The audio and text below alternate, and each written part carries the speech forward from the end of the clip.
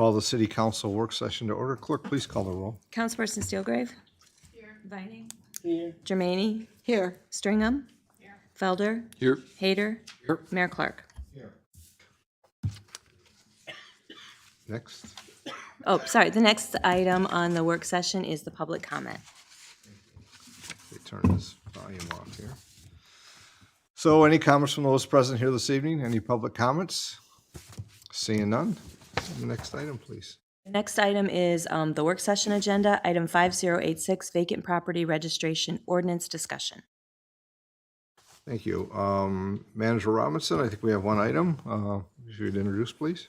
Yes, Your Honor. As part of our effort to improve the neighborhood conditions and encourage reactivation of underutilized vacant property, we're reviewing options related to a vacant property registration ordinance that is a tool used in order for us to know what properties are vacant and what's their use, so that we have an actual registration from the owners of those properties, including ourselves, so that we have they're actually registered, so that we're able to best utilize and make sure that they stay up with blight conditions and all those kind of things. And I know that the Assistant City Manager, Economic Development Director, Mark Cochran, has a short presentation, and hopefully we can just get some feedback from you on this policy before we bring it back as a proposed draft ordinance for deeper discussion and consideration. Mr. Cochran. Good evening, Honorable Mayor, City Council, Clerk Treasurer. So as the City Manager indicated, as part of our efforts to improve our neighborhoods, primarily stemming from the residential housing strategy, one of the tools that a lot of communities use is what's called a vacant property registration ordinance. And there's multiple reasons why a community may consider adopting a vacant property registration ordinance. And so I'm just going to go through A, the purpose, and B, some components that we can discuss. This is not a draft ordinance for you tonight. First, we just want to take City Council's temperature and get feedback on whether this is something we should take that extra step, the next step, toward drafting and bringing back for you for consideration. And then when you review vacant other ordinances from across the state, they vary in the requirements and the standards. And so want to review some of those with you tonight and see what your appetite is on some of those considerations. But the reason, it's a common tool used to protect the health, safety, and welfare of residents, to protect neighborhood integrity and property values. One of the things that we often run into in the building department or the building division, and also public safety runs into this from time to time, is when you've got a vacant property and something comes up and you have no idea who you're supposed to get a hold of. Who is the contact person that we reach out to? It may be owned by a company out of state. Who is their local property manager that we need to be discussing or reaching out to address a whole host of variety of issues. But we've also dealt with this in many instances, such as when evictions take place, some of the requirements that we'll talk about tonight. When do properties need to be inspected? Foreclosures happens a lot when a bank owns it. They're in Texas, they're in California, and we're trying to go through the phone tree to try and get to the appropriate contact to say, hey, this house needs to be secured. There's a door open. People are going in and out. It's unsafe. It's become an attractive nuisance. And many times it's just a shot in the dark, and we spend so much time trying to track that down. So there's a consideration there. Absentee owners, some of you may recognize the house that's on the slide. This was a property that was brought to your attention, I believe, last year by resident Gloria Rafco, a property on Borges. This property is owned by an individual, I believe she was in Arizona. And I think we spent a greater part of 6 months trying to track her down to talk about many of the concerns that were brought to your attention by Gloria Rafco. And so sometimes we have these instances where somebody owns it, it's not occupied, it's just sitting there. And you'll notice in front, I know the picture is small, but there's a giant pile of brush at the street. And certainly through our waste contract, our yard waste hauler is not going to pick up that giant pile. And if the property owner isn't doing it, many times it falls on DPS to interrupt their normal workday and the jobs and duties that they have to tend to on behalf of the city to go and clean this up and then bill the property owner, and we hope it gets paid. And again, squatters is something that we deal with from time to time as well. So that's the purpose. Any questions on that slide or thoughts on it? I don't see any this time. And I know some, when I was first thinking about this tool and reviewing some of the ordinances, I thought we have blight ordinances that already deal with this. Why do we need another layer? We have code enforcement ordinances that already deal with this. Why do we need yet another ordinance? And we'll talk a little bit about that as we go through the next several slides as well. But so the ordinances, cities across Michigan, when I looked at these, some require within 7 days of the property being vacated, and some say within 30 days of the property being vacated, that a registration has to be filled out with the city. And as we go through this slide, we'll think about that in terms of what are they filling out, how soon should they fill it out. Most of the times, after somebody turns in the registration form, they get a certificate from the city saying they're compliant, that they meet the different requirements, and that's good for a period of a year. If the property is still vacant after a year, it has to be re-registered.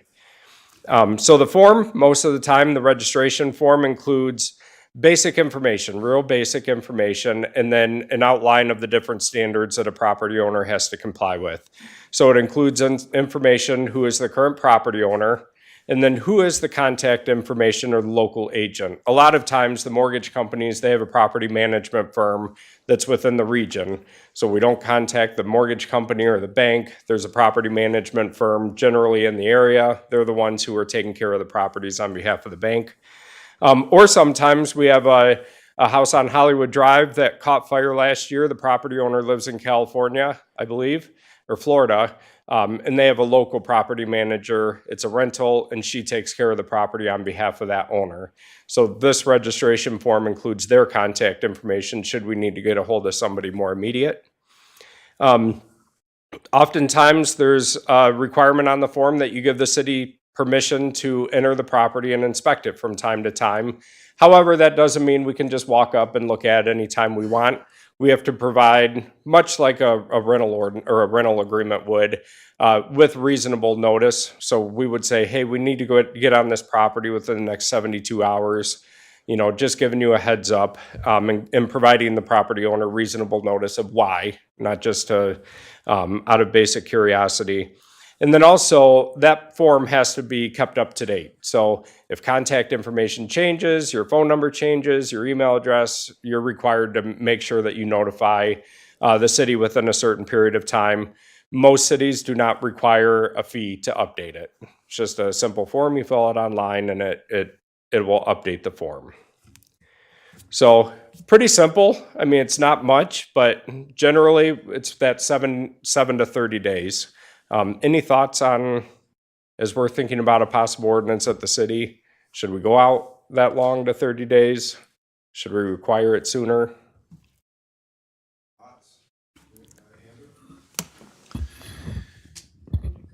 As Director Cochran, I think, correctly identifies, a lot of the properties that find themselves being vacant across the city are, get to be in that status for a variety of different reasons, including foreclosure, banks who never visited the city, somewhere out west, or property owners that might have a local management firm and might not, who probably have never been to the property physically, or if they have, they're not there now, and they may live out of state.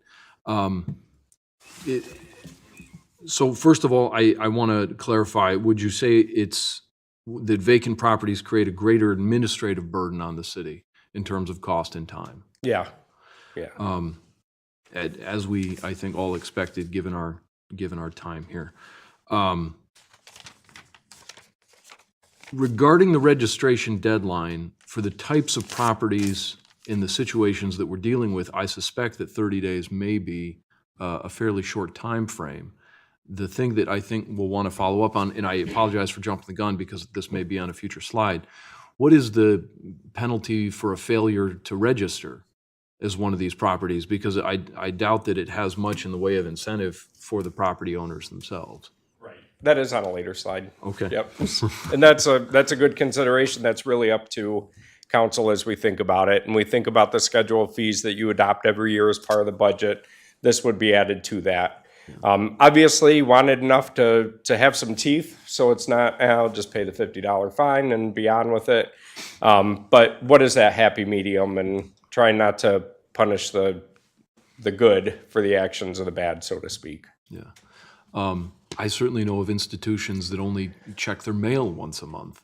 And for them to comply with an ordinance that, I mean, up till now it doesn't exist, so that they would have no knowledge of it existing, you know, up to this point. I don't know that that's enough time to reasonably expect compliance. Because I think at the end of the day, I think the mayor is very commonly makes this point, compliance really is what we're after. We're not here to penalize people. We're not here to be punitive. But we Right. do want compliance with whatever ordinances are laid out. So I would see the time frame is a little short. I'm concerned with some of the situations of how we would get in contact with these people, given the trouble that your department has experienced in the past in trying to do so. And then I will, I guess I will look forward to the other slides in terms of looking at, you know, what a failure to register would incur, and if there's any incentive on the part of the property owner to apply for this. Okay. We got, I will Want let other everybody's council comment on the members one make their question that was comments. given. Thank you. All right, thank you. My question would be if this also applies to people who are selling their home, because I feel like they would not be in tune and could be out of compliance very quickly. So they moved out, they're expecting to close within a month. So that they wouldn't be paying attention to this necessarily. Those are great considerations. Yeah, and we've also thought about, okay, what about the snowbirds who leave for 6 months? The house is vacant, but it's not vacant, so to speak, right? So that's been something we've looked at. And also understanding rentals. If a tenant moves out on Friday, they could have a new tenant lined up in 3 weeks. So they have to register it in 7 days when somebody may be moving in 14. So thanks for the thoughts. Michelle? Thank you. So my concern is how do you regulate it? How do you regulate it? And if something's in probate or those kind of situations, what would that look like? Yeah. Later in the slide too. Or it's something I haven't thought of yet that I will think of as part of the ordinance. Other thoughts? Kelly? I agree, with the other council people with the registration deadline. I don't know if those were the only considerations, 7 to 30, but I would definitely go on the 30-day, the longer side, because I'm thinking of how busy you'd be if you were evicted or foreclosed or moving, whatever reason, probate. 7 days might be a little too quick. But I don't know if 3 months is too much time, you know.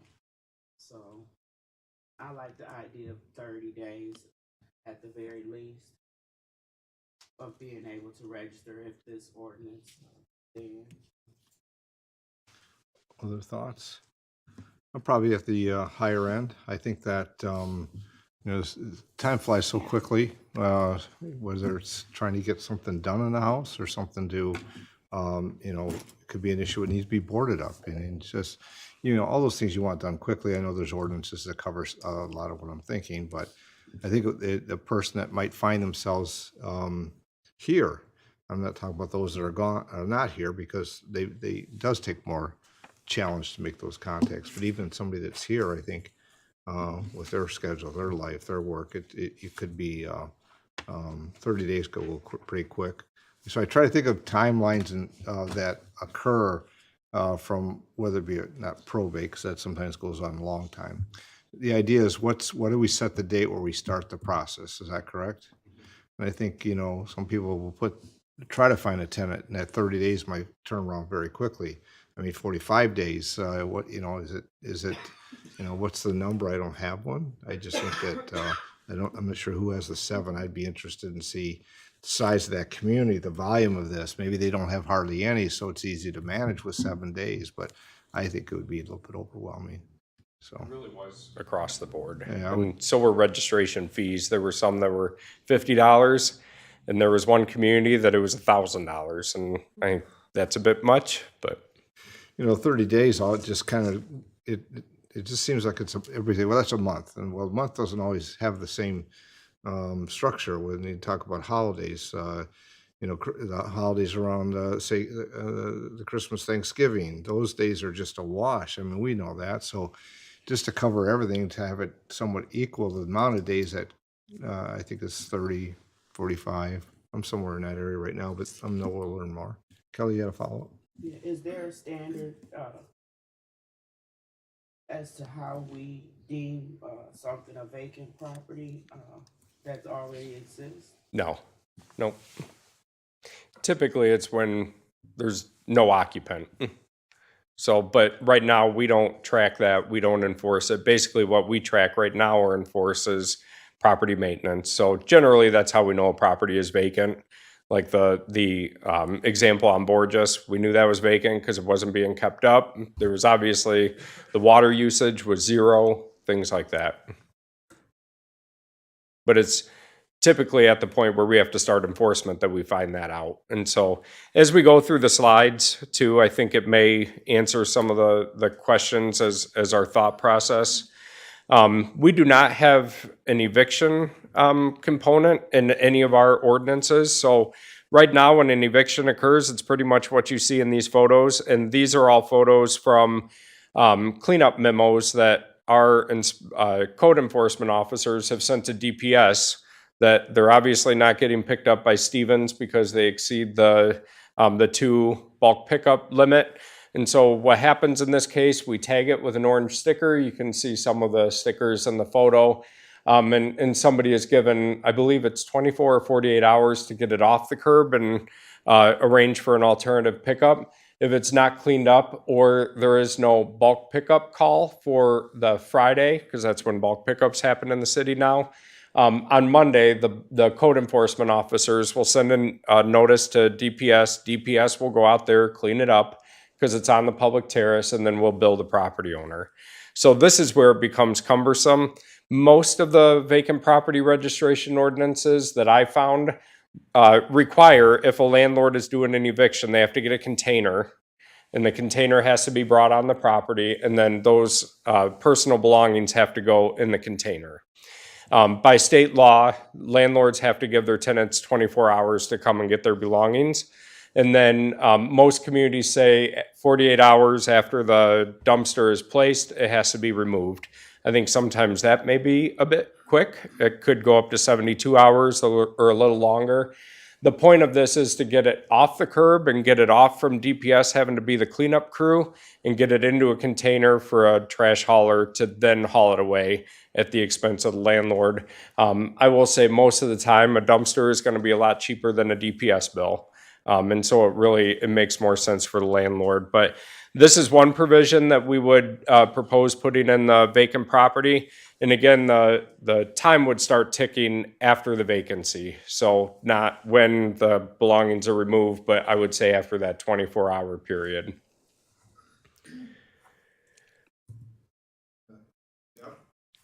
Mark, is this just, does this include the commercial building? Yes. Yep.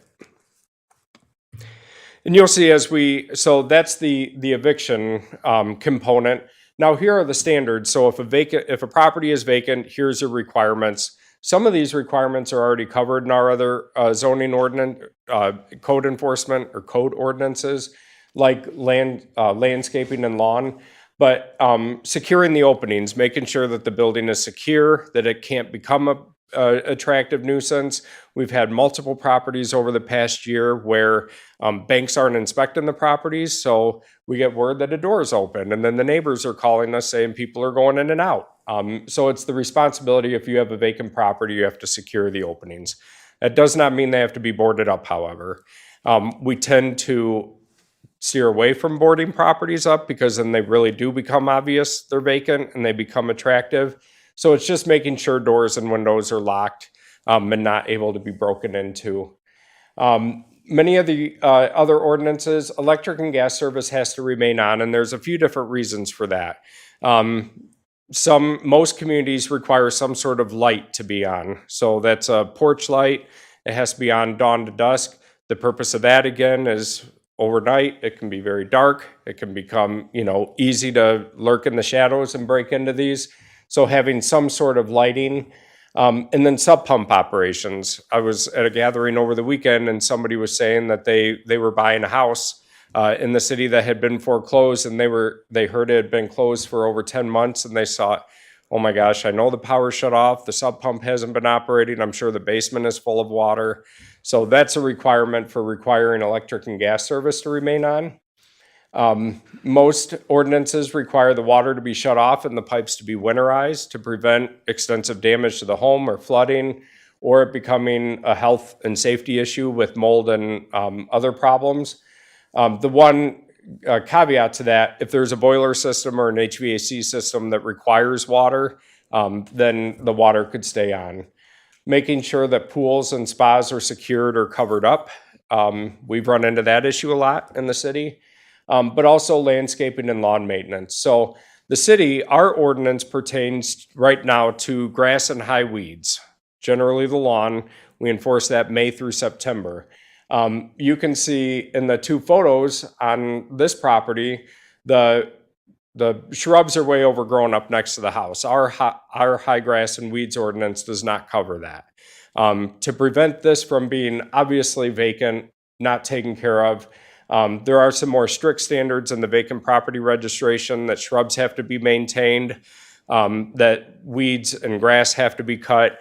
And going back to that first photo we saw with the large brush, all of the clippings and waste have to be removed and taken care of. And then some other standards, obviously no graffiti, tagging, and similar markings. Sidewalks have to be maintained, so if we get a snowfall, everybody in the city is required to clear their sidewalks after a certain period of time, after a snow event.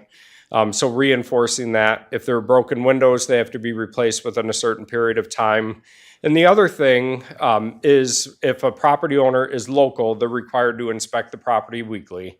That's keeping an eye on it, making sure it's not falling into disrepair, that these standards are being kept up.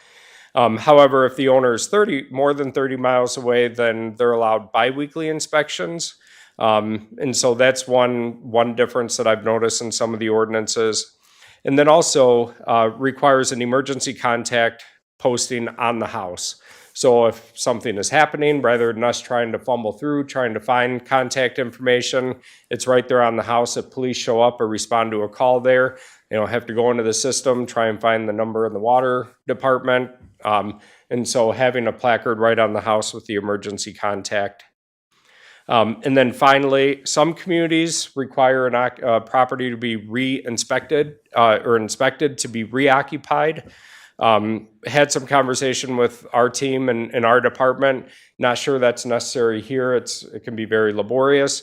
And a lot of times that's covered if we pursue our point of sale inspection or through the rental housing inspection. We're already doing inspections through that anyway.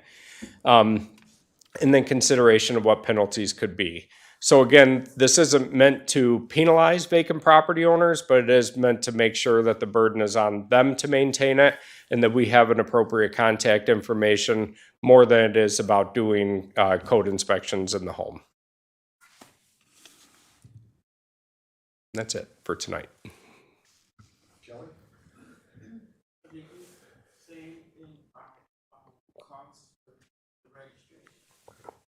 You know, in my mind, it would be minimal. I'm thinking $50 or something small, necessary just to make sure that they're aware that we have that contact information. I wouldn't think it has to be anything. We're not looking to make money on it, but some fee to recoup it, or if we have to go out and do an inspection to make sure if it's vacated, a drive-by, not an interior. So minimal. So, so if we be relying on the property owner to step up and say, this place is vacant for whatever reason.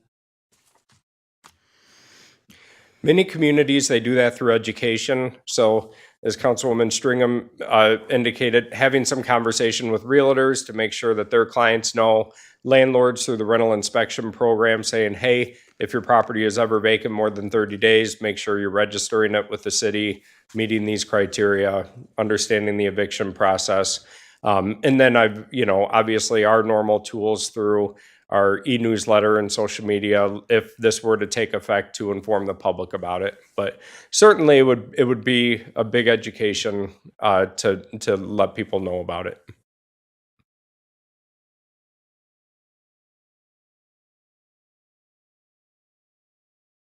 That's great.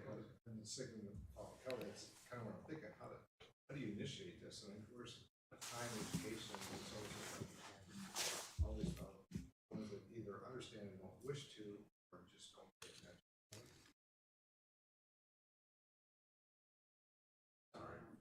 That's well, so if I own the house, so you're gonna put the different variables into the ordinance, like I'm a snowbird, or I'm in the nursing home recovering from rehab for 3 months, or will those variables or possible variables be listed in the ordinance so that it wouldn't apply to certain people under certain circumstances? Yes, so much like we do in all of our ordinance, we would have a definition section to define what vacant means. And I would take that to mean there is no occupant, whether they're away or permanently moved out and it's permanently vacant. And Councilwoman Steelgrave, this is, we're thinking about it a lot in residential, but thinking about commercial too. So thinking about our downtown buildings, things like that. Yeah.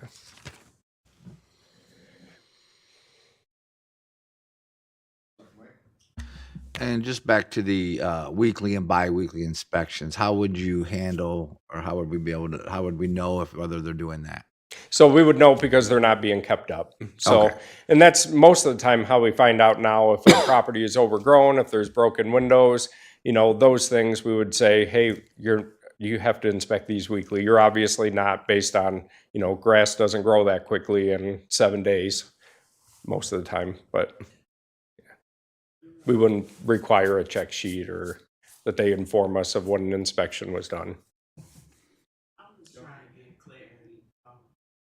I guess I'm trying to understand what are your thoughts on why we need this if most times if a property is neglected, you're gonna find out through blight reports or through visual spotting of the blight.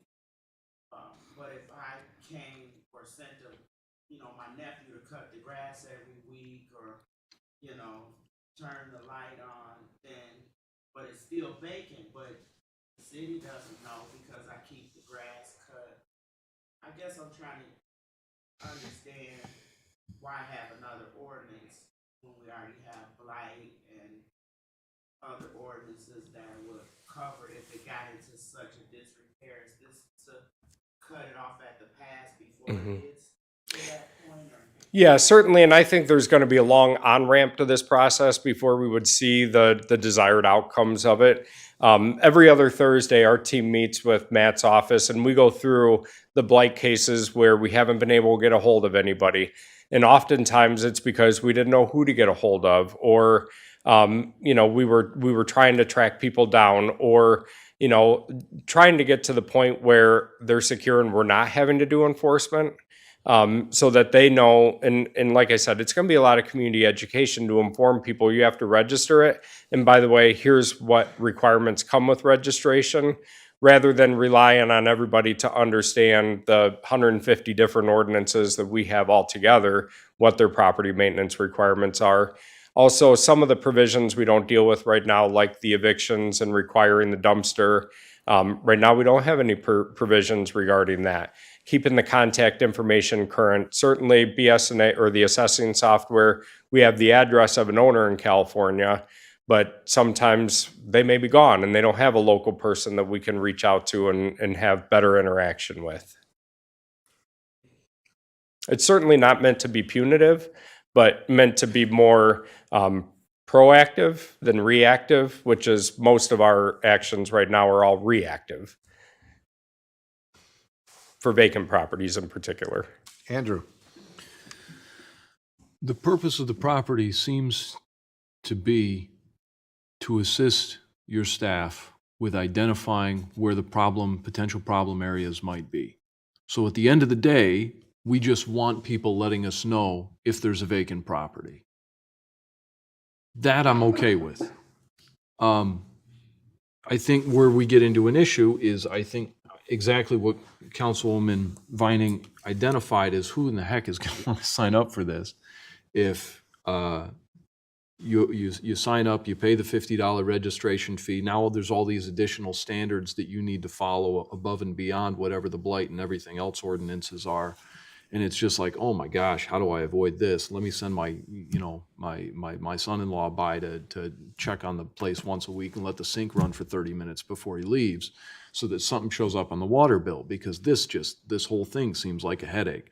So I think that more carrot, less stick. Let's try and get people on board and say, there are services that we can provide to make sure that your property is in good repair. Our police department can come by and check to make sure that that there's not unwanted activity taking place at the place, and we can give these places special attention.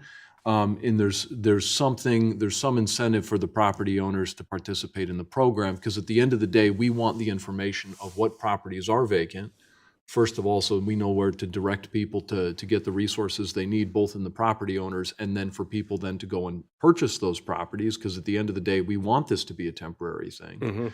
But to put up this additional layer of requirements onto, we want you to register, and thank you so much for registering. We're going to have you pay this fee, and by the way, here's all the maintenance requirements that you're going to now need to.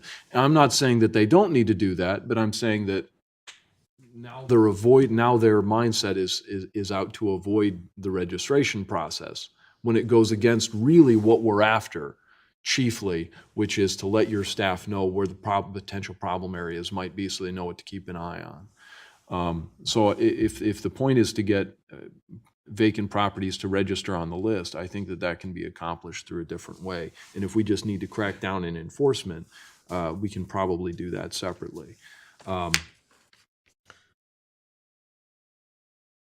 I understand that it lists penalties for non-registration. Is that what it would be, or non-compliance of the maintenance standards? So, yeah, and that's something I didn't add on. So the penalties would be for failure to register. And so thinking about that separate, if they are not cutting the grass, if the property is falling into disrepair, things of that sort, then those would fall under the typical code enforcement penalties. I'll say the other things that aren't addressed in any of our other ordinances are things like protecting the property, keeping the electricity on, having a light on. That is not required anywhere. Having a placard on or having it placed on the property, here's the contact information, that's not required anywhere else in our ordinance. So we do reach a point where cracking down on enforcement means we're exceeding capacity of our staff in some circumstances. So the point is to not reach that level, and how we do that to inform people of here's your maintenance requirements. I think we're trying to do a very good job at that already, thinking about the door hangers that we put on during high grass and weed season.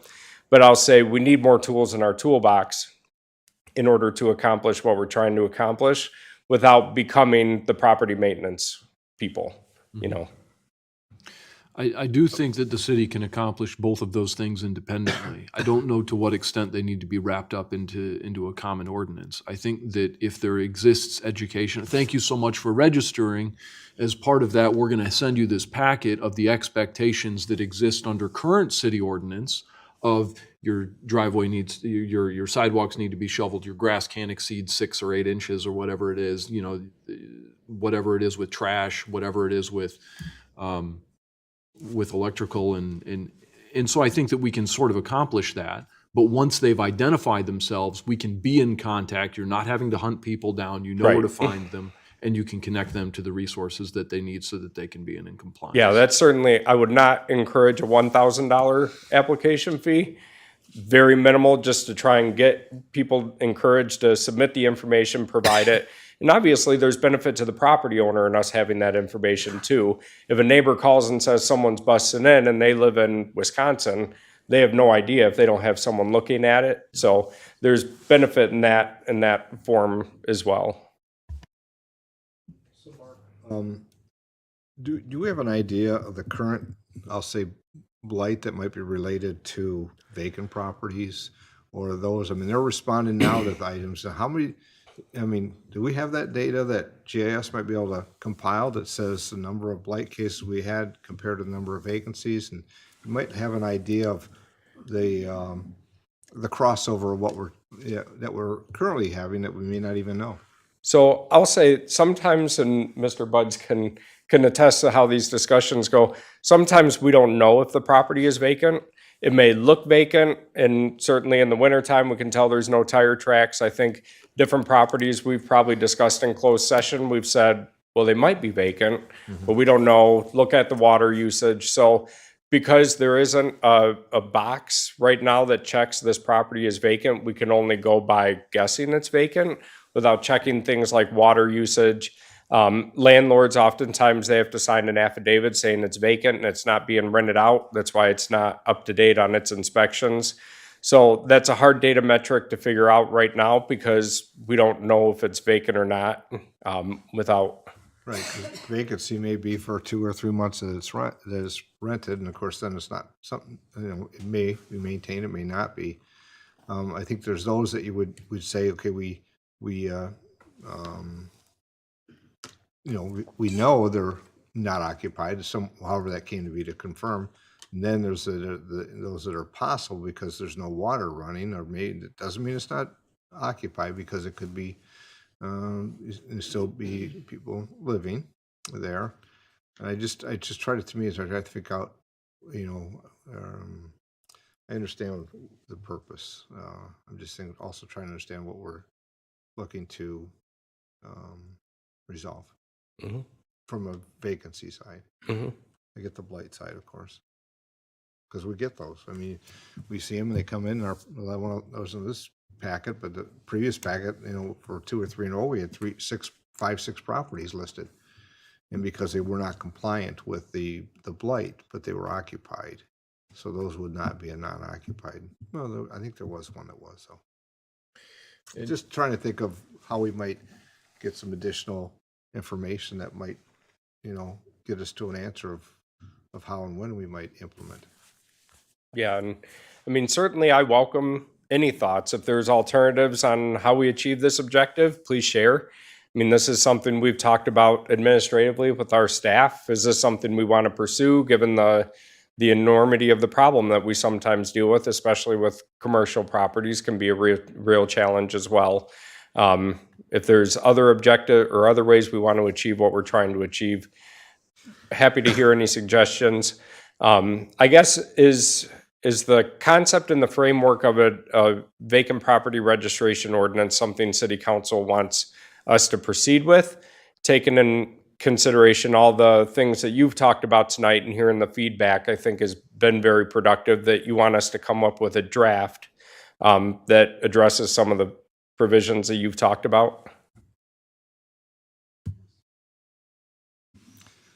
I'm always looking for things that I think might make improvements if it addresses some of the concerns that are also raised, but I don't want to have staff spend a lot of time on something that has no life to it, so to speak, when it comes back. But right now I don't know what all will come back, so I have to say I'd like more information. But what that might look, and it might even be, here's an example of, not necessarily this is what we're going to do, but here's an example of. There's an example of what we're not going to do. I don't know if that's possible, but if that's what comes back, that's fine. But I just, what it might look like, from the staff perspective, sure.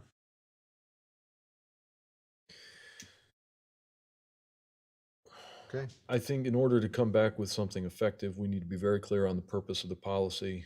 Is that to alleviate administrative burden from staff, or is that to accomplish other things such as to offer resources in terms of a property registry to transition these properties in a more expedited manner?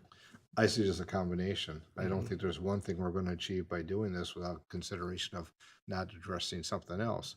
And we always want to provide information to the public and provided through with the newsletter and stuff that's getting out, I think we're getting a favorable response from that, but this would be something specific to an action or a registration. Then I think should be something along those lines that they're receiving, so they understand what that means. At the same time, what is the current, I'll say, response? I won't say burden. What is the current response? And it does become burdensome at times. So I think there's more than one. I may think about it. I might come up with something else. One of the things I think about the carrot may be, particularly in the downtown, I know we get asked this all the time, well, how many empty apartments are there? How many empty spaces are there? I don't know unless I walk around. Sometimes they pop up for sale, sometimes they don't. Down the DDA's website has a section on it that advertises space available.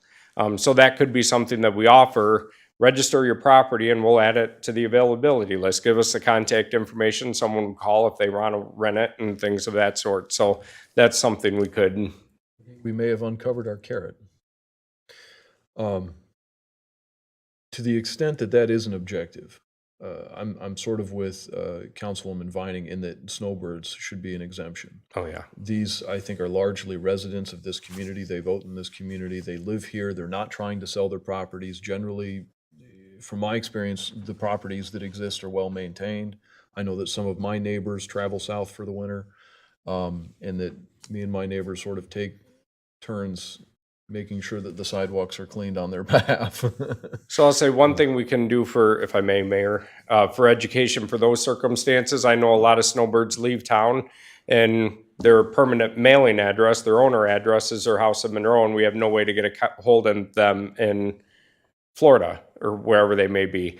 So if they're not shoveling their snow, if something's happening with their property, we're sending notice to their property here in Monroe.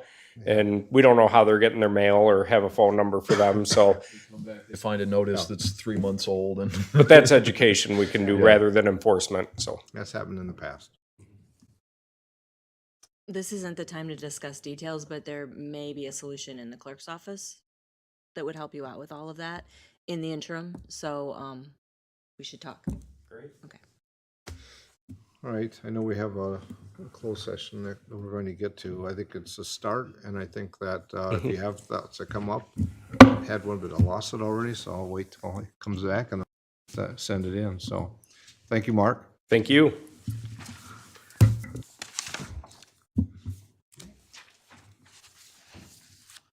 So I think we need to close the work session and go to the special meeting. So at this time, I'll close the city council work session meeting. And at this time, we, a second here.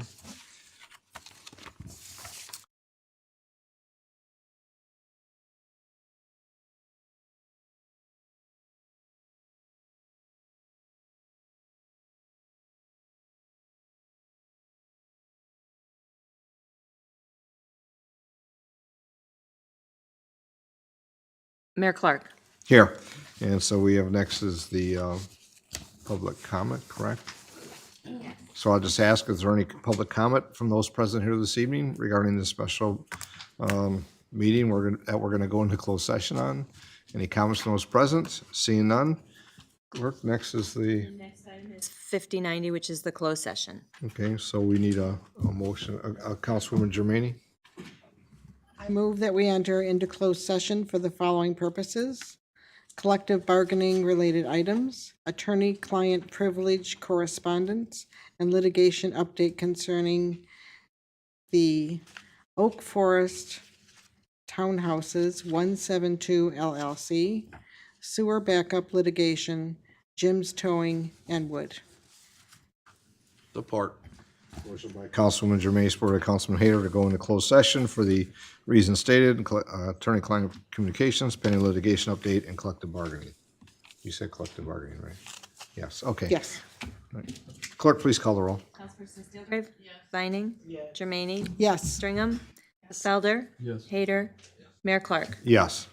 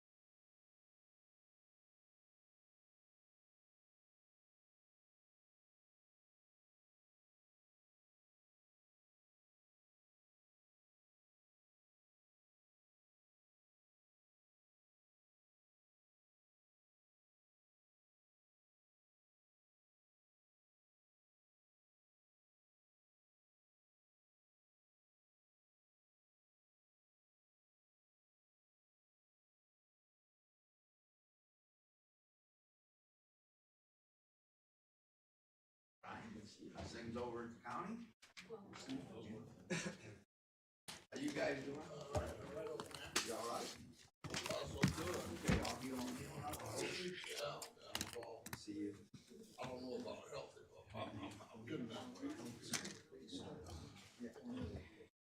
Well, good evening, everyone. Before all the council comes back, we had a special meeting, closed session. We got out there a little later, I understand, I apologize, but once we get everybody back, we'll go back into that to close out the special meeting. And once the special meeting's done, then we'll call the meeting to order and start the agenda. If you don't have an agenda, if you'd like to have one, there's under the dais here, the clerk's office always puts on an agenda. So we'll get started soon.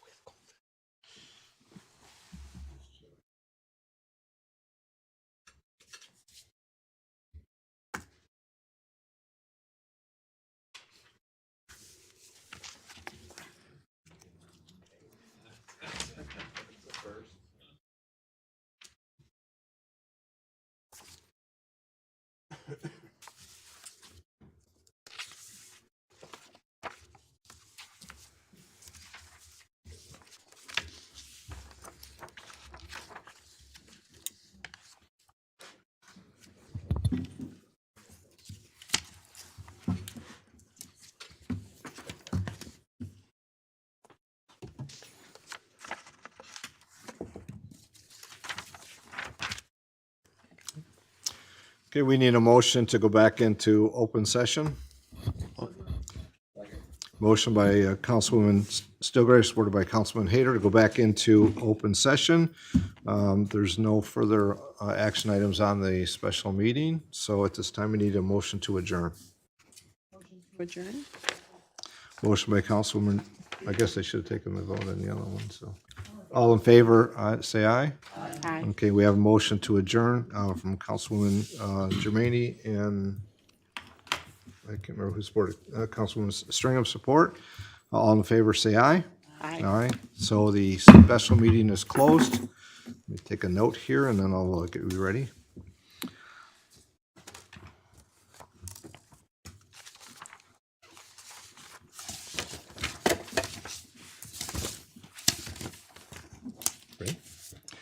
Okay. We'll call the city council meeting to order. Clerk, please call the roll. Well, I said I was ready, and then I didn't pull out my sheet. Councilperson Steelgrave? Vining? Here. Felder? Hayter? Here. Mayor Clark? Here, I'd ask we all please rise for the invocation. Remain standing for the Pledge of Allegiance. Guide us in our deliberations and discussions this evening. May our efforts promote the good of the residents of this city and all who visit. I pledge allegiance to the flag Of the United States of America, and and to the republic for which it stands, one nation, under God, indivisible, with liberty and justice for all.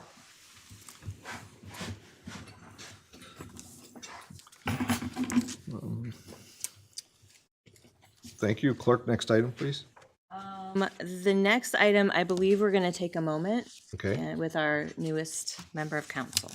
okay. Do you yourself or Manager Robinson have something to start with? Although Council Member Stringham was sworn in after her appointment at the special meeting last month, I think it is a tradition here that we introduce her to the public and do a ceremonial swearing in of Council Member Stringham here in front of the audience and welcome her the Monroe way and into our government. Thank you. Clerk Lavoy, if you would. Just step forward.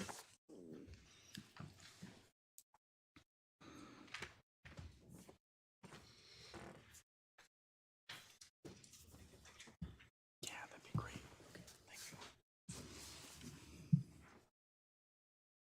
Raise your right hand.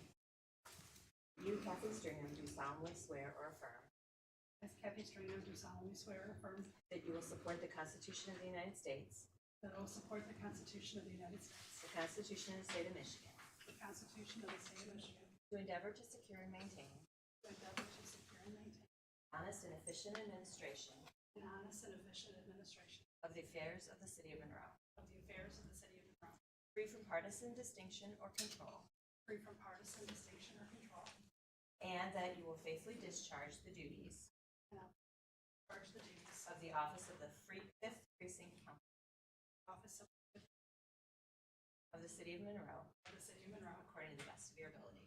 according to the best of my ability.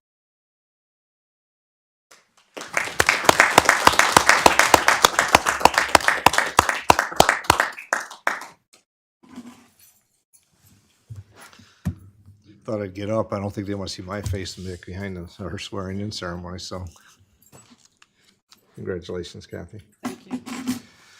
And I know we'll have time for comments, and you'll have an opportunity to express those as we get to the end of the meeting. Okay?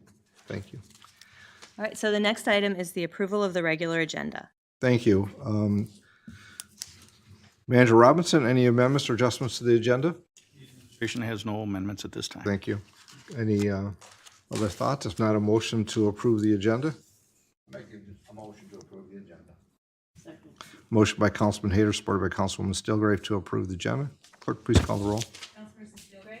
Yes. Vining? Yes. Jermaine? Yes. Stringham? Felder? Hayter? Mayor Clark? Yes. The Next ne- item, please. The next item is the consent agenda, and for the amount of payments to vendors, the amount should read $1,144,057.03. 1144057.03. Thank you. Are there any items on the consent agenda that council wishes to have pulled for further discussion? Any items on the consent agenda council wishes to have pulled? Seeing none, are there any items on the consent agenda those present here this evening wish to have pulled for further discussion? Any items on the consent agenda? What that means is items that are on the consent agenda get passed by council all collectively, the items on consent agenda. If there's something that you want specific comment about or questions, you ask to have that pulled. So again, any comments from those present here this evening? I'm sorry, items to pull from the agenda? Seeing none, motion would be in order regarding the consent agenda. Councilman Felder. Yes, Your Honor. I'd like to make a motion that all items on the consent agenda be accepted, placed on file, recommendations carried out, and resolutions adopted. There's a motion from Councilman Felder, supported by Councilwoman Germaine, that all items on the consent agenda be accepted, placed in the file, actions carried out, and resolutions adopted. Clerk, please call the roll. Councilperson Steelgrave? Yes. Vining? Yes. Germaine? Yes. Stringham? Yes. Felder? Hayter? Yes. Yes. Next item, please. The next item is council action. Item 5085, the 2025-2028 Election Coordinating Committee Agreements. Thank you. Manager Robinson?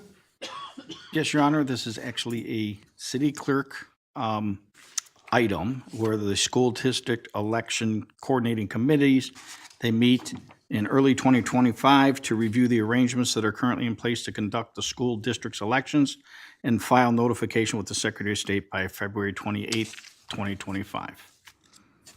Essentially, these are a renewal of agreements we've had in place for years. We actually made one suggestion prior to attaching the agreements that were part of the packet, And they did finally, after a number of years, add city to the agreements. It previously used to refer to townships, even though it then specifically mentioned the city. So it was just an arcane thing. Anyway, it's not really any different. It just outlines what the county's responsibilities are as the election coordinator whenever a school district is on the ballot, or the ISD, or the Monroe Community College, and then what the clerk of the municipality or township's responsibilities are. So because I have to sign those, this is the first time candidly that probably in a very long time that they've been brought forward, because there have just been some changes in the way we're handling it. So if you can approve these tonight, that will allow me to sign them at the meeting of clerks coming up this week with the county clerk. It appears this agreement goes till the 2028, is that Yes, correct? it's a multi-year agreement, so, and that's necessary really for us to do our jobs, and then it's all done in accordance with the law, so. Thank And it you. has been vetted by Attorney Matt Buds as well. Thank you. Any questions from council on item 5085? If not, a motion would be in order. Councilwoman Germaine? Move to authorize the clerk treasurer to opt in to conduct the school district elections on the terms substantially similar to those in the draft agreements, and to authorize the clerk treasurer to execute the agreements as the same may be adjusted or modified or achieve a final format in order to effectuate the opt-in. Motion by Councilwoman Germaine, supported by Councilwoman Steelgrave on item 5085, the 2025-2028 Election Coordinating Committee Agreement. Clerk, please call the roll. Councilperson Steelgrave? Yes. Vining? Yes. Jermaine? Yes. Stringham? Yes. Felder? Yes. Hayter? Yes. Mayor Clark? Yes. Next item, please. The next item is 5081, authorization to purchase ballistic plates and carriers for MPSD. Manager Robinson? Yes, Your Honor, this item is coming from our Public Safety Department to purchase 40 complete sets of the ballistic plates and 40 carriers that would allow them to have an extra tool in their belt when they're responding to an issue where there might be firearms involved, that they can throw over in the ballistic plates that are within these vests would repel rifle fire, et cetera. The Director of Public Safety did go out, got 3 bids, and made the selection and is seeking authorization to purchase these items from our drug forfeiture fund.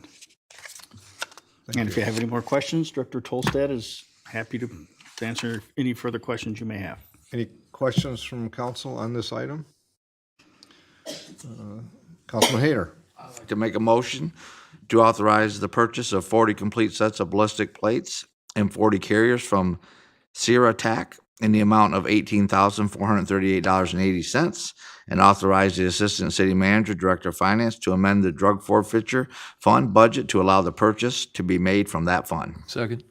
Motion by Councilman Hayter, supported by Councilman Felder on item 5081, authorization to purchase ballistic plates and carriers for MPSD Police. Clerk, please call the roll. Steelgrave? Yes. Vining? Yes. Jermaine? Yes. Stringham? Felder? Hayter? Mayor Clark? Yes. Next item. I have no further items this evening. Okay, it's council comments to start. Councilwoman Steelgrave, comments this evening? Thank you. Welcome, Kathy, to this, and you now have made the women the majority. We appreciate you, so welcome. That's all I have, Your Honor. That's not the first time for this council. In fact, it's been a majority for most of the years I can recall. That's good. Councilwoman Vining? Yes, thank you, Your Honor. I am excited and pleased to announce that the temporary branch of the Lillian Stewart Navarre Branch Library, which is a part of the Monroe County Library System, is officially open at our new location at 1104 East 4th Street. You might know it as the Village Market, or you might know it as the Old Pop Stop, but you can come in and see us. We have 4 computers, public computers. We have our fax and copying services back up. So, you know, it's kind of tough for the neighborhood when they don't have those services available.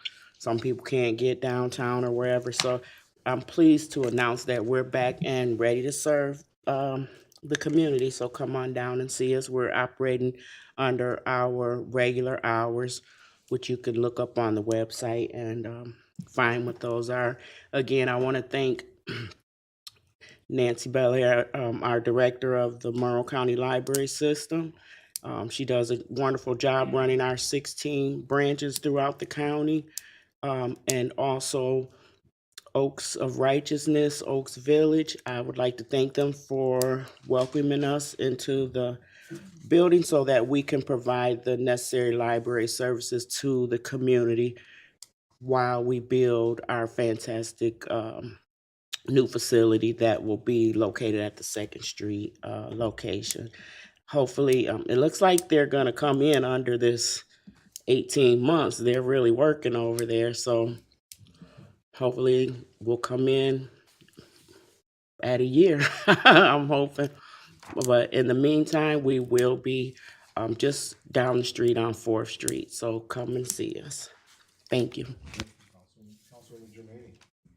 Thank you, Your Honor. I was going to mention that, yeah, the construction at the center is coming along very nicely, and I want to welcome my new neighbor, Councilwoman Stringham. It's nice to have a new neighbor, and welcome. That's all, Your Honor. Thank you. Councilwoman Stringham, you get to not only, if you have any comments about business, but you get an opportunity to introduce yourself to the community, and also maybe want to recognize some people that are here in support. Well, I appreciate the opportunity to serve in the city, and I appreciate everybody's support of me in getting through this process. My husband is here in support, Dale Stringham, my sister and brother-in-law Larry and Marilyn Merkel, and my best friends, Gary and Kathy Parrott. So I appreciate everyone coming out and supporting, and it's nice to see former councilperson Lamore here in support also. Thank you very much for your leadership and helping me, being a good leader to help me be someone to follow. So I look forward to serving. Other comments? It's great to be here, that's what I heard. All right, well, thank you. Councilman Felder. Just want to welcome the new councilwoman, and then to former Councilman Lamore, you said you wouldn't leave us behind, and you'd show up to the meetings, and that is a promise kept there, so thank you for showing up and staying involved, sir. That's all I have for this evening, Your Honor. Thank you. Thank you. Councilman Hayter. Yes, thank you, Your Honor. I want to officially welcome Councilwoman Stringham and remind everybody to take advantage of the kickoff to Black History Month. Tomorrow over at Dorsch Library will be one of the Blues Series concerts. And I want to welcome Brian back to the meeting, and also Mr. James, who was unable to be with us last week. So welcome back. Just a couple items. I'll start by, again, welcoming Councilwoman Stringham. Glad to see you here on council. I know that I think your time beforehand and your time serving on board and commission was thankful. Just means a vacancy that needs to be filled as well, but that's okay because I think you're going to do well here, and I appreciate your interest, and thanks for being and going through the process. Speaking of appointments, I'm not going to go through all of the appointments because I think there was 38 appointments that were on tonight's agenda that were on a consent agenda. And it gives me always this opportunity to, just as Councilwoman Stringham, I look here at those others that served on boards and commissions prior to and while serving on council, Councilwoman Vining and Steelgrave. Have served on boards and commissions, and I think that there's always the opportunity, if you want to serve your community, you can do that without being the elected official, and whether it be through something that meets every month, or something might meet once a year, and we even have a board that meets once every 2 years. It's in the Local Officers Compensation Commission, which I know that there's people here sitting in this room that serve on that board. So I'm not going to start naming on the board appointments because then I'll have 38 to name because you just don't do one. I appreciate all the work and effort that they put forward to serve our community in their volunteerism. Just a reminder for our next meeting, which is on February 18th. That's going to be a Tuesday because Monday is the holiday with President's Day. So we have a work session tentatively scheduled for 6 p.m. and then the council meeting begins at 7:30 p.m. I don't believe we'll have a special closed session before that, so we will be on time. And then long-term on our schedule, I know that the administration is still finalizing that. As the council is aware, we're looking forward to our Saturday morning planning work session. There's many topics that we have to discuss.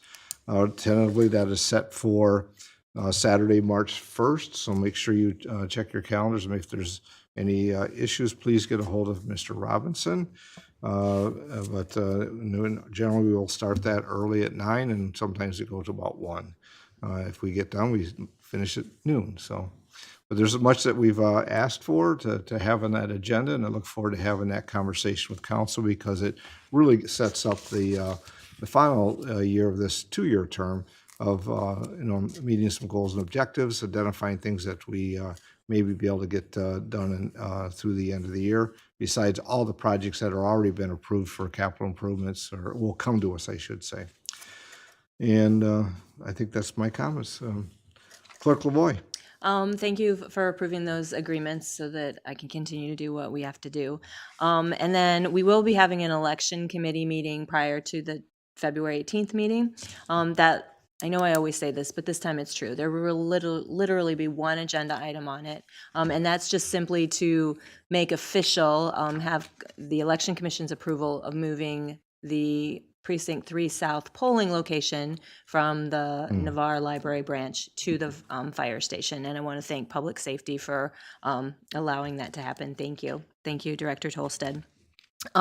This is not a permanent move. I thought I'd say this now and give people a chance to think about it. And if you have any questions to contact me, I'm happy to do that.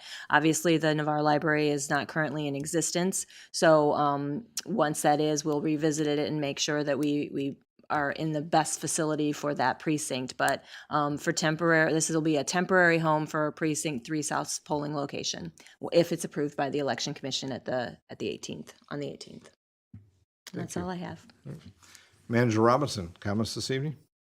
The only comment is, again, welcome Council Member Stringham to our wonderful group. And we look forward to the orientations that you'll be going through with all of our directors and learning all about the different functions in the city. And we're excited to have you aboard. Thank you. Excellent. So at this time, there's citizens' comments. So we take comments from those present. For citizens' comments, just be mindful of the kind of the rules of the chamber. Please come forward, state your name, your jurisdiction of residence, and that you have 3 minutes. Comments from those present here this evening. Commissioner Lamore, good evening, and thank you for being here. You are meeting your commitment. I'm trying my best. First of all, I want to congratulate Councilperson Stringham. Couldn't be happier for you. All I can tell you is that it's a joy to work with these people right here. All the people you see right here, you're going to gain their trust. You're going to love working with these people. So congratulations on being appointed. I'm very sad to be not here, to tell you the truth, but I'm very confident you're going to do one heck of a job here. So you're a great community person, and now you're going to be a great community leader. So thank you for stepping up to the plate and being here. And the rest of you, I know you're going to be very accommodating, and you guys do a great job here, and I miss you already. So thanks again. Thank you. Thank you for being here. Other comments, please step forward, your name and jurisdiction of residence, and mindful of 3 minutes. Thank you. My name is Stephen Meyer. I live in Precinct 1. And on January 21st, I spoke at the county commission meeting. They had a bike and trails committee, planning committee there. And I recounted an incident that happened to a citizen from the city of Monroe, riding their bicycle along South Dixie Highway, north of Dunbar, near the pond or whatever. And there's no bike lane, there's no sidewalk. It's kind of a dangerous area for somebody to ride a bike, but they got hit by a driver by accident. The driver stopped. The victim was hospitalized and didn't even have any memory of, and what I'm saying is from public reporting. I hope I'm accurate, but I'm not speaking on behalf of anybody. This is from what I gathered from public reporting. And But what I didn't know as I was talking to the county commission that night was that that same bicyclist was hit again that day in the city of Monroe at Navarre and Fifth Street. They had just purchased a new bicycle. They were wearing a reflective vest, as they were during that previous event. And I was encouraged that our new member, Kathy Stringham, had said her favorite thing about Monroe is that it's pedestrian and bike friendly. And I agree, in Monroe County, this is probably the most bike and pedestrian friendly municipality. I think there's room for improvements, and there's especially room for improvements with coordinating with our neighboring municipalities where it's not as safe as it is in the city of Monroe, and especially along high commercial traffic areas like South Dixie. And this incident that happened on January 21st, the victim described it as an attempted murder, basically. The driver honked and screamed, saying, "Get on the sidewalk," which is against city ordinance. The cyclist was obeying the rules, and the cyclist tried to ignore the driver. And then the driver came up behind the cyclist and hit the cyclist with their grill. And then it was like 3 days later before the cops finally caught that suspect. And that suspect was already out on bail for another domestic violence charge. And so I believe Kathy Stringham really does believe in like making improvements with bicycle and pedestrian safety. I think you have your work cut out for you. I would like to see more public information to let drivers know that cyclists have a right to use the street. They're not supposed to ride on the sidewalk. And that would also be good advice for cyclists. And also please coordinate with our neighboring municipalities. There's a lot of grant money available, I think, for these improvements. And they're sorely needed in our neighboring communities. Thank you. Thank you.